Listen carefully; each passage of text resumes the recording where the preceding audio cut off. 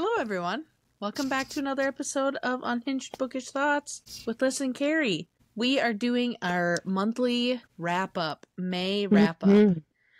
I would say I finally got a taste of freedom outside of school, but I barely read anything, so it is what it is. I'm hoping June's a little bit better. So far, not really, but not so far. There's hope. There's hope. But hold, please. The dog is running up with me. The puppy. Get this out from behind me now, because apparently Havoc is coming with me. Havy, come here. Come on. There you go, big boy. Oh, God. Oh, everyone. Havoc, update on the dog. He's getting so big. He's getting gigantic. Hi, buddy. Okay.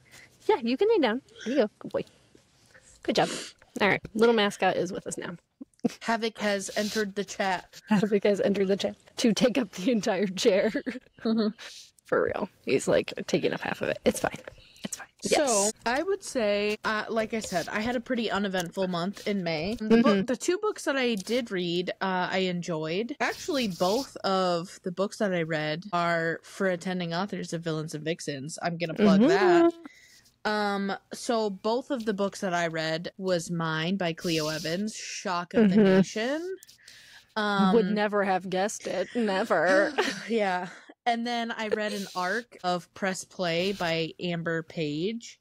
Both were really good. We'll get into those. But what did you read this month? I read quite a few. I am continuing with actually trying to get through my TBR, and I read 2 books of my physical TBR and 1 book in my massive overflowing list of Stuff Your Kindle Day books. And when I say it's like 2,000 books, I'm not even fucking joking. It's a lot.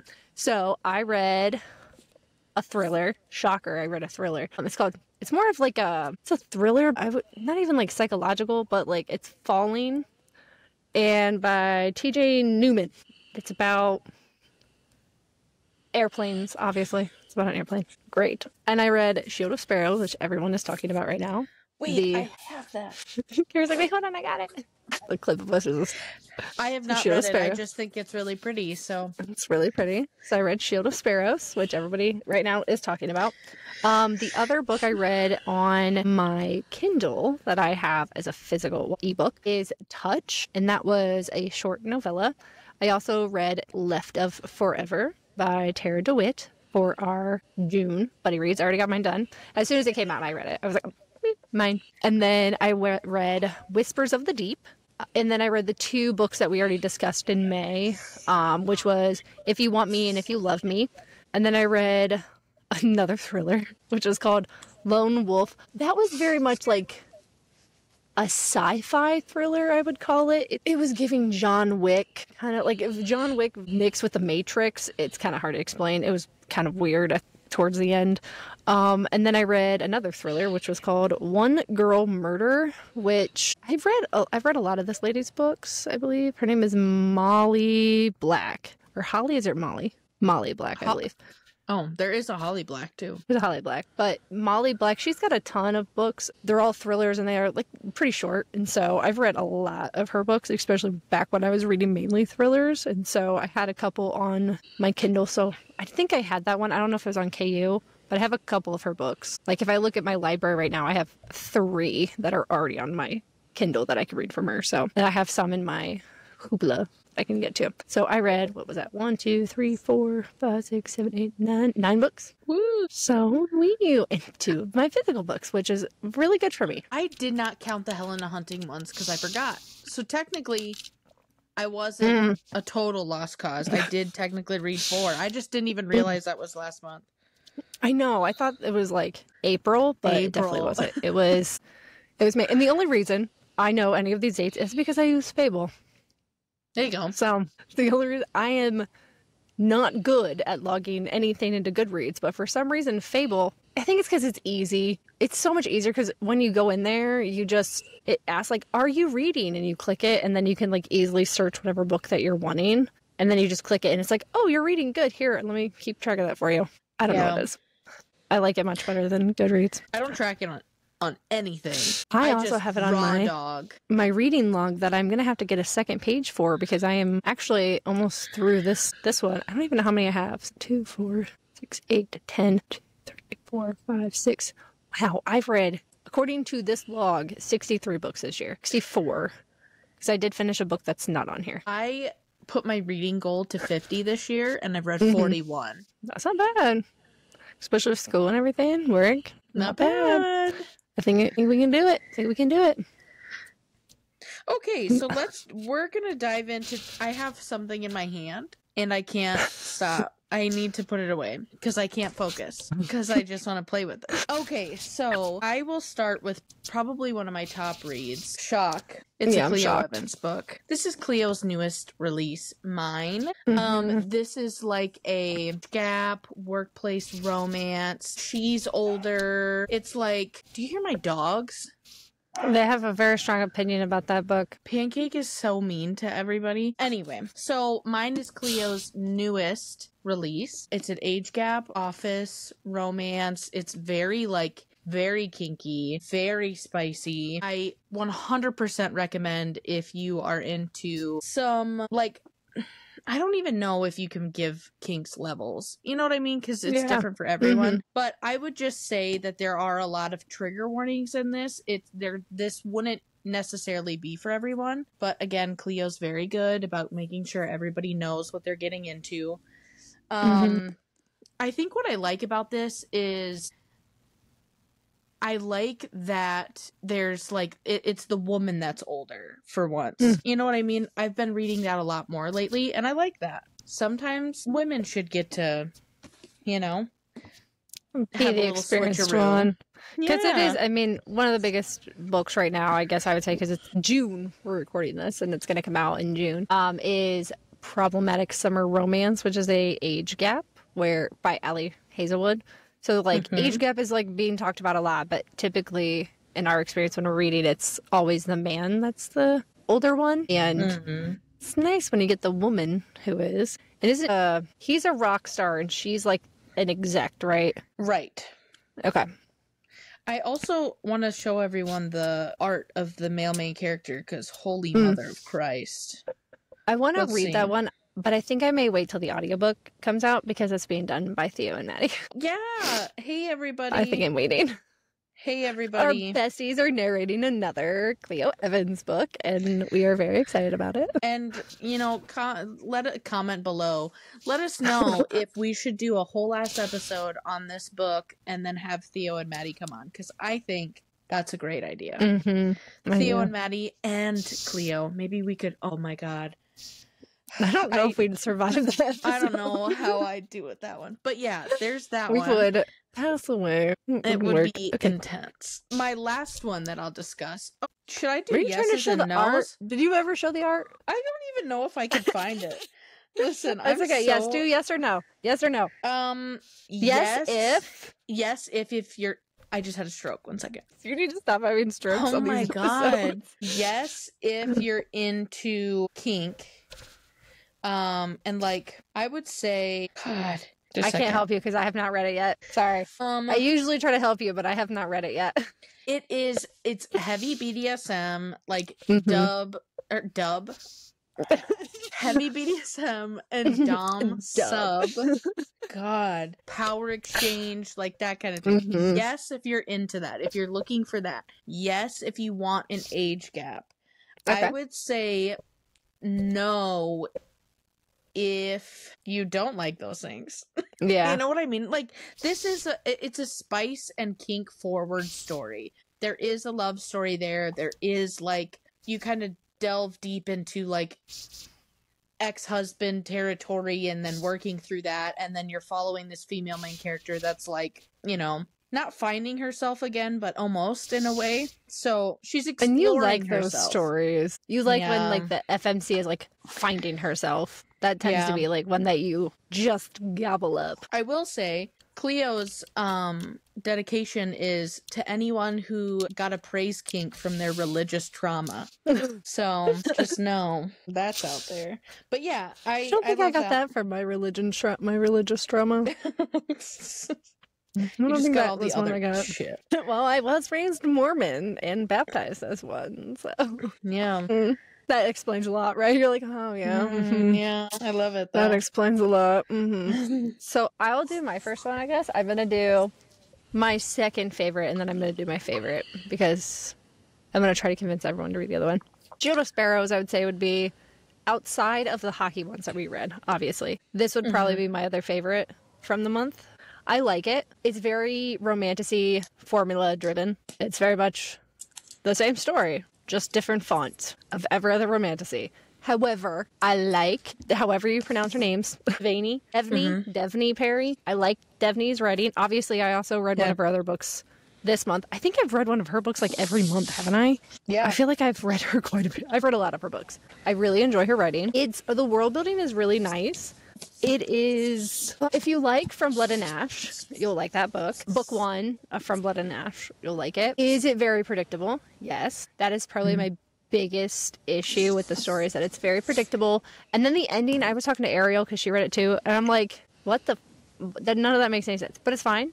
It will obviously get explained in the next book, but it is very sweet. If you don't like closed door, then you will not like this book because it is not like explicit spice like you would get like from Fourth Wing, because this is a Red Tower book. So a lot of people, when they think of Red Tower, they think of Fourth Wing and all of the explicit scenes in that one. This does not have it.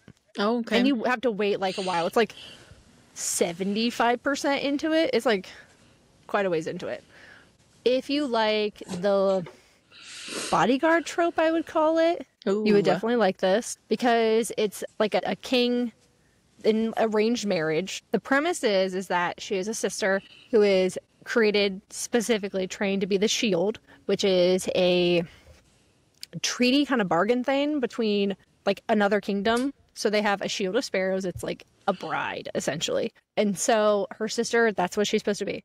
However, when they show up to take her sister, they go, no, we want that one instead. And they take her. Her name is Odessa, or Dessa. And so then Odessa has to figure this all out, right? Like, she does not know anything. She was not trained for this. She pretty much gets a crash course the night before she has to leave to marry this king that she doesn't know anything about. She's like, this isn't what I'm supposed to do. And so you get to do the world building through her, but there's these monsters across the entire kingdom, and they are getting more and more vicious and just slaughtering people. And so you get a lot of that experience of when they're trying to travel from where she's from to where they're supposed to be going to his kingdom, decimating just kingdoms. You get interaction with these monsters, you get to kind of see what they look like, what they sound like.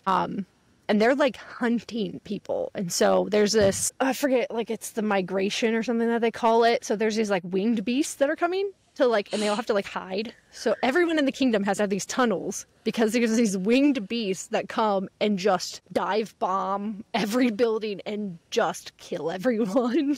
So like that premise, I love the idea of like, no, we have to build tunnels underground or like reinforced structures because there's these winged monsters that are going to eat us if we don't.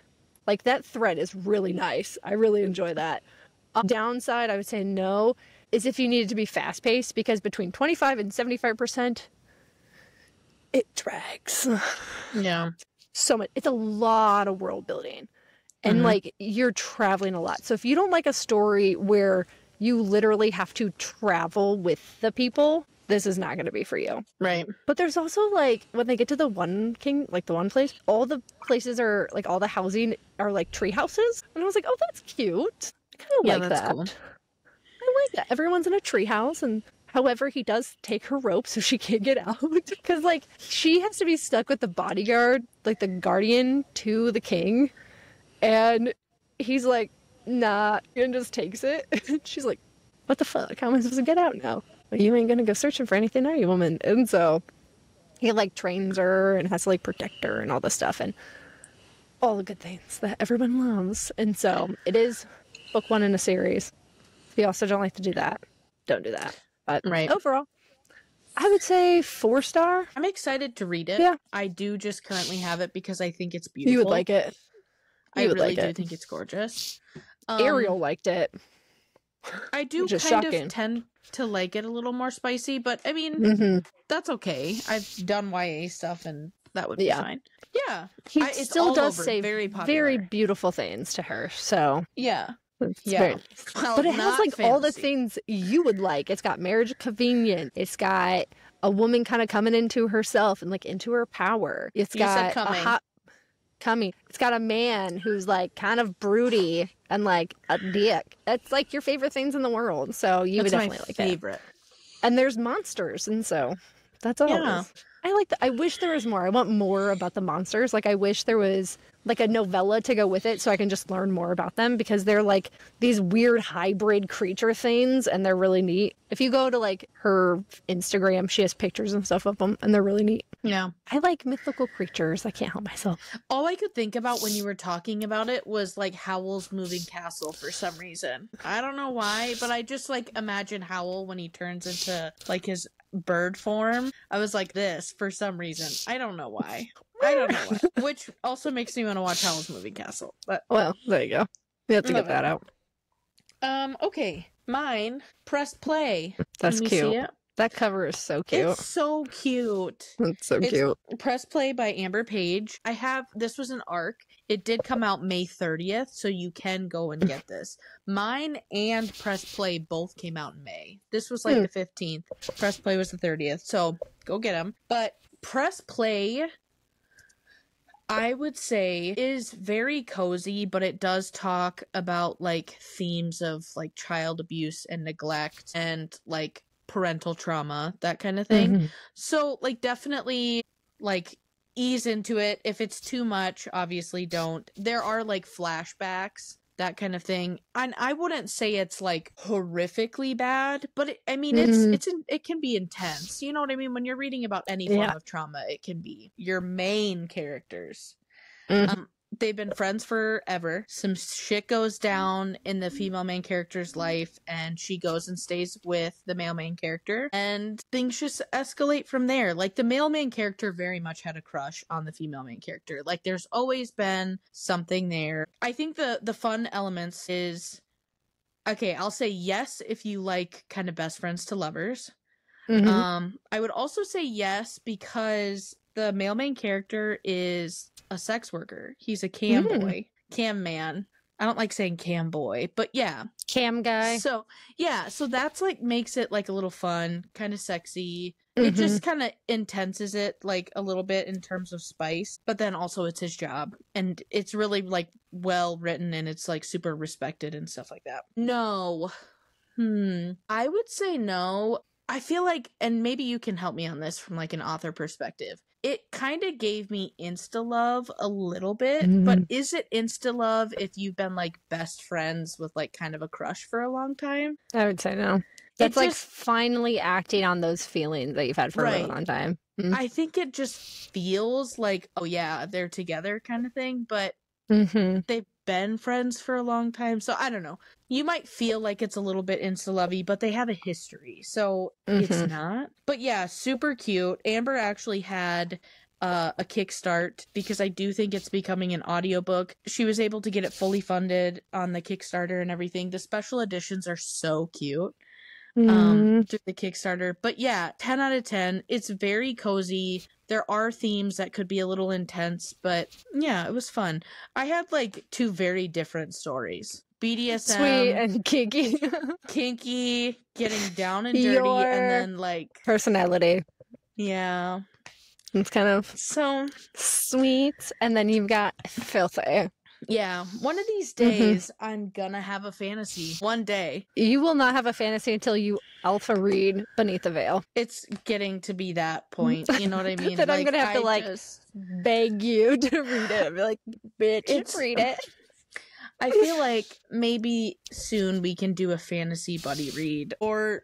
It's gonna have to be a short one, though. Because it took me so long to get through this book. It took me like 4 days. Yeah. I feel like we've been talking about so many, though, and I'm like, yeah, let's do it. And I read What Sleeps Within the Cove by Harper L. Woods. Oh, yeah!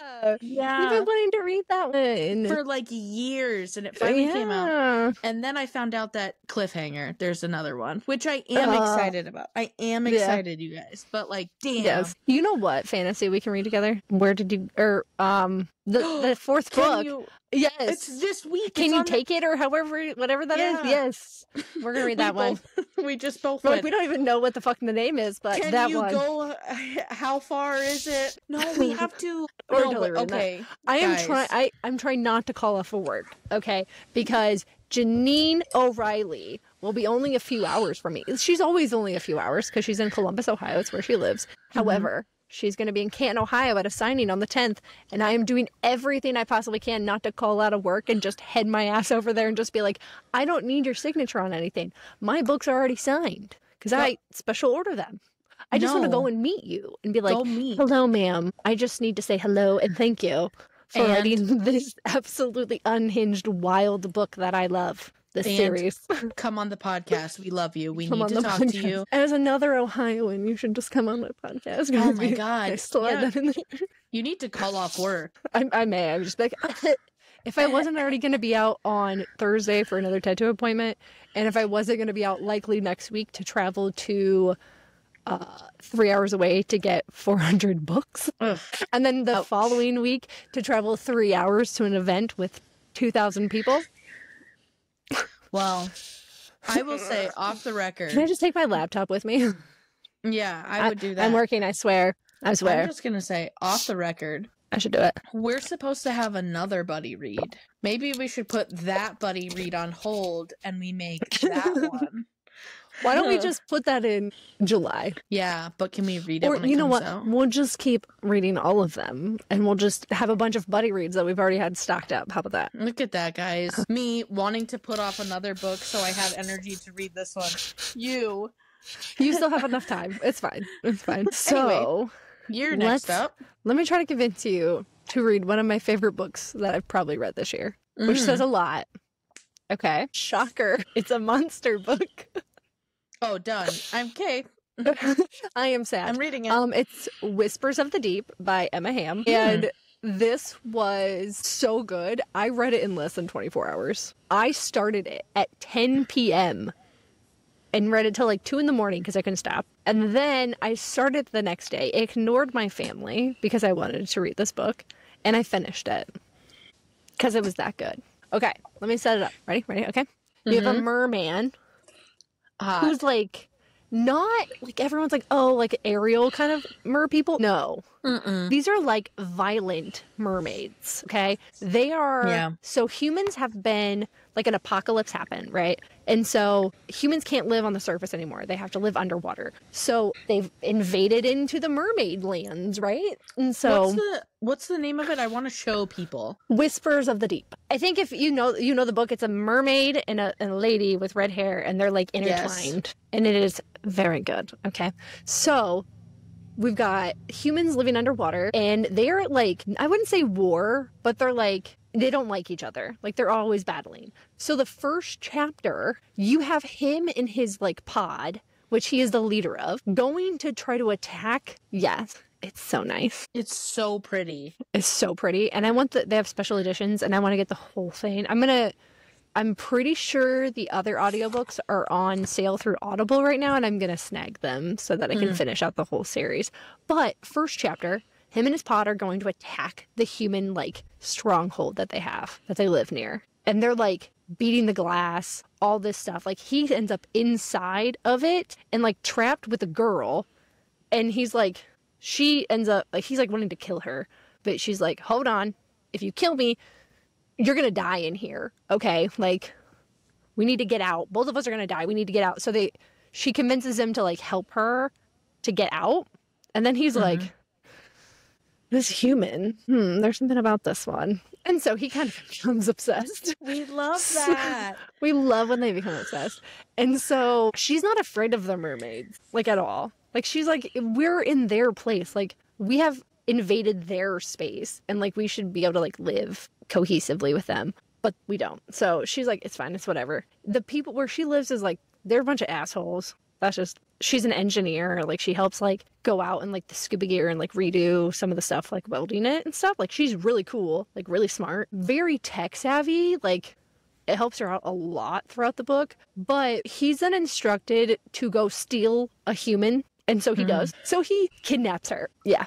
He kidnaps her. And so it's like him trying to learn about her, her trying to learn about him, and that like forced proximity. It's fantastic. It's great. The writing is beautiful. I love it. It's so like easy to absorb and like so well done. And they're monsters, okay? Like he is terrifying. Like if you look at some of the art, he's like this horrifyingly beautiful creature, and I'm just like, yeah, okay. Yeah. Okay. Yeah. And then you have to like, obviously they got different anatomy. She's like, I'm sorry, I don't think it's gonna work, so we'll have to figure that out. He's like, I think we can make it work. It's just so, I think the art style and what I've seen of it, it is unlike any other monster romance that I am aware of. You know what I mean? Like it felt very different. It's just, it gives beautiful. You know how watercolor is like super beautiful? If a writing style was like a painting style, it gives off watercolor a little bit. Yes. Yeah. It's fantastic. Really, like even now I'm sitting here and I can like picture, like she was in this cave and I can picture it. Yeah. Very easily. It's so pretty. Which is hard for me. Like most of the time, if it's not written in a certain way, my brain just like goes, meh, it's a blank space.